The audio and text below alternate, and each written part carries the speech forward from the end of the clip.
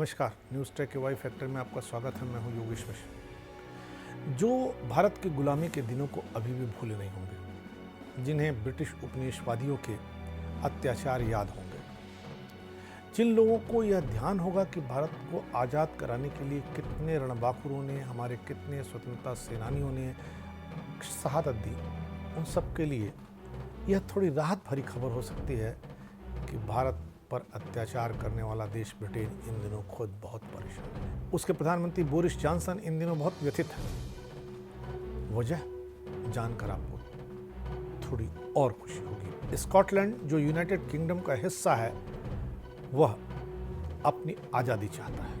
हालांकि ब्रिटेन ने उसकी आज़ादी को लेकर एक बार रेफरेंडम कराया था 2010 में।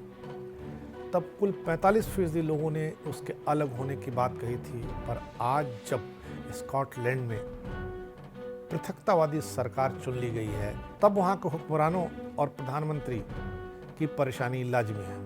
बीते 6 मई 2021 को स्कॉटलैंड प्रदेश के राष्ट्रीय विधानसभा के निर्वाचन में पृथकतावादी स्कॉटिश नेशनल पार्टी जीत गई। प्रधानमंत्री बोरिस जॉनसन की आशंका पुख्ता हुई कि स्कॉटिश नेशनल पार्टी की प्रभावी जीत से स्वतंत्र स्कॉटलैंड की मांग उठेगी और उठनी शुरू भी हो गई। राष्ट्रवादी नेता विधिवेत्ता 51 वर्षीय श्रीमती निकोला स्टार्जन ने चुनाव परिणाम के तुरंत बाद मांग उठाया कि उत्तरी भूभाग का यह प्रदेश ब्रिटेन से अलग होकर एक गणराज्य बनना चाहता है, अतः जनमत संग्रह दोबारा होना चाहिए। पहला जनमत संग्रह 2014 में हुआ था, जिसमें 50% से कम वोट पड़े थे, इसलिए स्कॉटलैंड यूनाइटेड किंगडम से अलग नहीं हो पाया।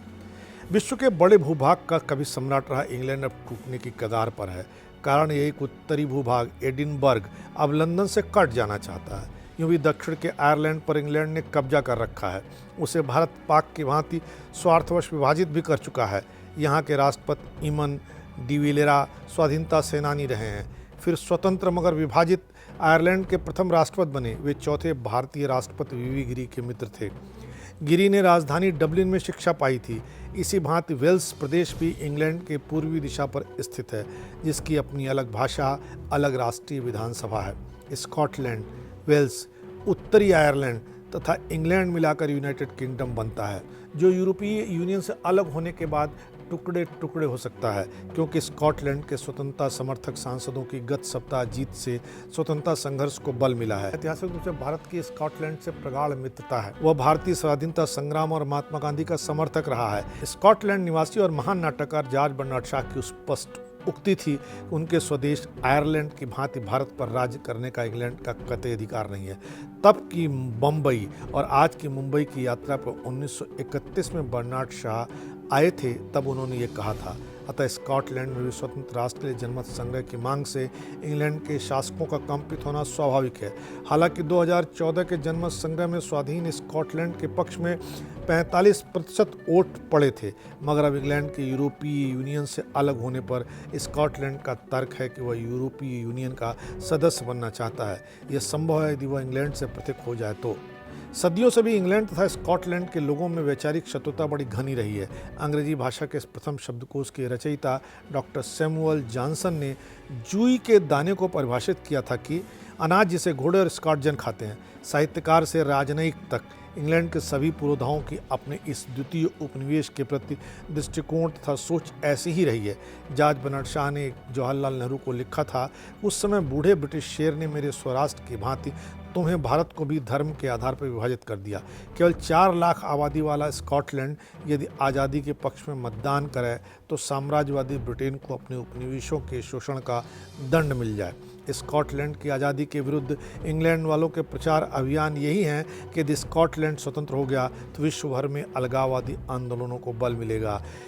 वह कश्मीर, नागालैंड और बलूचिस्तान का भी उल्लेख करते नहीं थकते हैं। विश्वविख्यात स्कॉच विस्की महंगी हो जाएगी, यह मुद्दा भी उठाया जा रहा है। स्कॉटलैंड की आज़ादी की मांग के पीछे 3 प्रमुख कारण हैं। ये तीनों प्रमुख कारण भारत की आज़ादी की मांग से बेहद मिलते जुलते हैं। एक है कि स्कॉटिश जनता पर निशंस अत्याचार न हो। स्कॉटलैंड की हिम सिंचित पर्वत श्रृंखला के वन का काटना और पहाड़ियों का नरसंहार करना ही इंग्लैंड की शासकीय नीति 3 सदियों तक रही। वस्तुतः स्कॉटलैंड में अपने फौजियों को नरवत का प्रशिक्षण देकर ही ये ब्रिटिश साम्राज्यवादी इन कमांडरों को जलियांवाला बाग, मुंबई का अगस्त क्रांति मैदान, बलिया आदि विद्रोही स्थलों पर भेजते थे। स्कॉटलैंड का तीसरा प्रतिरोध था कि अनावश्यक युद्धों में स्कॉट सैनिकों की बलि देना और परमाणु शस्त्र को ट्राइडेंट नामक स्कॉट नगर में निर्मित करना। स्कॉटलैंड अपनी विपन्नता के कारण इसे सहता रहा। यह सच है कि इराक, सीरिया, बोस्निया आदि युद्धों में स्कॉट सैनिक ही भेजे गए। अमूमन इंग्लैंड से आए सत्तासीन अंग्रेजों को भारतीय उपनिवेश के विकास में रुचि रही, मगर जो शासक स्कॉटलैंड प्रांत से आए उनका दिल इन शोषित और पीड़ित गुलामों के लिए धड़कता रहा।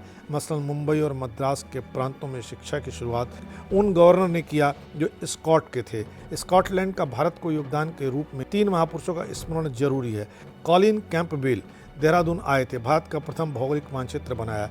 उनके बाद सर्वेयर जनरल कार्यालय बना। भूगोल शास्त्री की भांति वनस्पति शास्त्री भी स्कॉटलैंड से आए। नाम था अलेक्जेंडर किंग, जिन्होंने कलकत्ता का विश्वविख्यात बोटेनिकल गार्डन बनाया, जहां देश का प्राचीनतम वटवृक्ष हर दर्शक के आकर्षण का केंद्र है। डेविड ह्यूम स्कॉटलैंड के दार्शनिक थे। इनके साम्राज्य विरोधी रचनाओं से भारतीय राष्ट्रवादियों को अपार प्रेरणा मिली। वे इटावा के जिलाधीश रहे, कांग्रेस के संस्थापक अध्यक्ष थे, लेकिन सर्वाधिक भारत भक्त रहे कांग्रेस के चौथे अध्यक्ष जॉर्ज यूल, जिन्होंने इलाहाबाद सम्मेलन का सभापतित्व किया था। कोलकाता नगर के शेरिफ यानी महापौर भी वो रहे थे। यदि स्कॉटलैंड से भारत आए इन राजनीतिकों की चलती तो भारत को स्वतंत्रता 44 वर्ष पूर्व 1924 के आसपास मिल जाती। स्कॉट सोशलिस्ट नेता और भारत मित्र रेमसे मैकडोनाल्ड तब ब्रिटेन में साझा सरकार के मंत्री थे। उन्होंने प्रथम गोलमेज सम्मेलन आयोजित किया ताकि भारतीय उपनिवेश का मसला हल हो, पर मुस्लिम लीग के अड़ियलपन से यह संभव न हो पाया। तब संसद में कंजर्वेटिव पार्टी के दबाव से लेबर पार्टी असहाय थी। मैकडोनाल्ड राष्ट्रीय कांग्रेस की अध्यक्षता करने हेतु भारत आने वाले भी थे। यहाँ स्कॉटलैंड के इतिहास की एक घटना का उल्लेख बहुत ज़रूरी हो जाता है। हम लोग स्कॉटलैंड के राजा रॉबर्ट ब्रूस की कहानियाँ और उनके बारे में बहुत कुछ पढ़ते हैं, जिसमें लिखा होता है कि किस प्रकार गुफा में छिपे रहते हुए जाल बुनती मकड़ी को ऊपर नीचे करते देखते रहे। इंग्लैंड से पराजित वह स्कॉट राजा मकड़ी से बहुत प्रभावित हुआ। ऊपर नीचे जाती मकड़ी को देख करके वो कई बार लड़ा और अंततः उसने इंग्लैंड को हराया। इंग्लैंड को हराने के लिए कई बार लड़ने और मकड़ी से ऊपर नीचे जाने की शिक्षा पाना आज भी बोध सूचक है। इससे हमें बहुत प्रेरणा मिलती है। इस बार इतना ही, अगली बार फिर मिलेंगे किसी नए सवाल पर नए ढंग से बात करने के लिए। तब तक के लिए नमस्कार।